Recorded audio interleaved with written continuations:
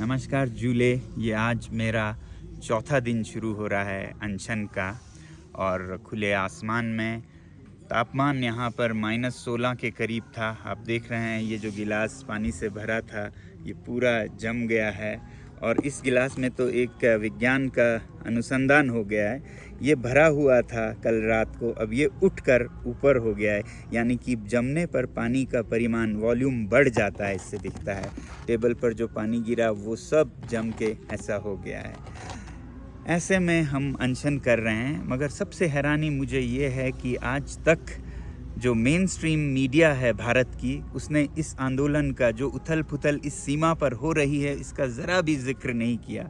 सीमा पार से एक सीमा हैदर आती हैं तो उन पर सैकड़ों घंटे चर्चा होती है, मगर भारत, चीन और पाकिस्तान के सीमा पर लद्दाख, इस पर ज़ीरो चर्चा है।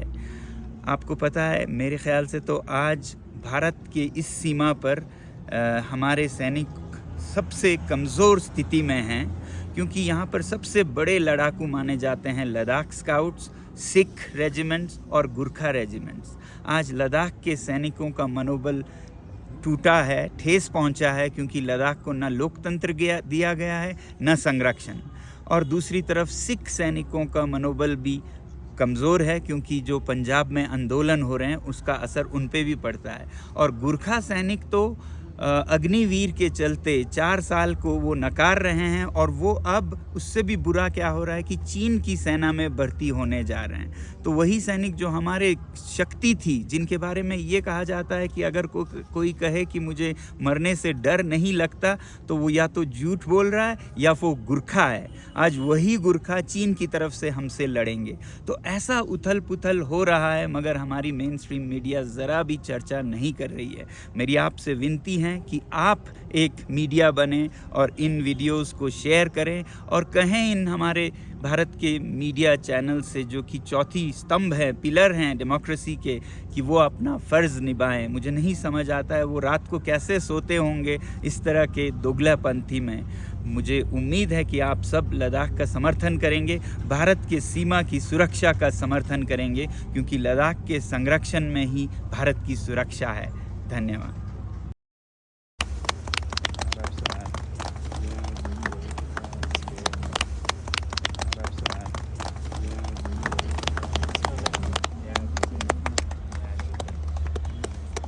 तो ये चौथे दिन का खात्मा है हमारे अनशन का, और मैं सम्मान कर रहा हूँ बहुत ही दूर फोबरंग, जो कि चीन और भारत या तिब्बत और भारत के सीमा पर है, वहाँ से आए हुए चरवाहे भाइयों का, जो इस अनशन में 3 दिन तक मेरे साथ थे, और आज ये जा रहे हैं और 14 लोग आ रहे हैं। तो चांगथंग जो सीमा पर है, उनकी समस्या ये है कि उनका जो चरागाह है, जहाँ पे वे अपने बकरियाँ, जो पश्मीना बहुत मशहूर जो बकरियों को ये चराते हैं, वो ज़मीन अब खिसकते जा रहे हैं दोनों तरफ से। एक तरफ से चीन अतिक्रमण करके अंदर की ओर घुसता आ रहा है। जैसा आपने सुना होगा, ये उस जगह से हैं जहाँ पे फिंगर 4, फिंगर 3, फिंगर 2 ये सब हैं। और बाकी चांगथंग में ऐसा हालत है कि एक तरफ चीन का अतिक्रमण है, और एक तरफ अगर कोई संरक्षण ना हो तो भारतीय जो उद्योग और खनन गुट हैं, लॉबीज़ इंडस्ट्रियल और माइनिंग के, वो अपना जगह ज़मीन लेते जा रहे हैं। तो जहाँ यहाँ सोलर प्लांट के लिए कोई 100 से 150 स्क्वायर किलोमीटर इनके चरागे चले जाएंगे, और इनके पास फिर कुछ नहीं रहेगा। अभी इस हालत में ऐसा हो रहा है कि इनको अपनी बकरियां बेचना पड़ रहा है, क्योंकि चरागे अब इतने नहीं बचे हैं।